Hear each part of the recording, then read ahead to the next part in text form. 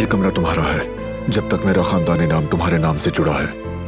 यहाँ रहने में किसी को भी एतराज नहीं होगा। तुम अपने घर में हो। तुम यहाँ वापस क्यों आ गई? अम्मी, उन्होंने मुझे साफ साफ कहा कि तुम्हारी यहाँ कोई जगह नहीं। पता चल गया, मेरा कोई अपना नहीं। बारान साहब, बोलो। जो तुम नहीं कर सके वो मैं करूंगा। तो फिर पहले मुझे मारो। बेगम साहिबा, फिराज साहब ने बारान साहब पर गन डाल लिया है। मैंने तुम्हें खबरदार नहीं किया था। अब देख लो तुम, सिर्फ तुम्हारी वजह से तुम्हारे भाई की और बारान की जिंदगी खतरे में पड़ गई है। फिराज ने बारान पे गन डाल ली है, गन। वो कहानियां अधूरी जो न हो सकेगी पूरी, उन्हें मैं भी क्यों सुनाऊं, उन्हें तुम भी क्यों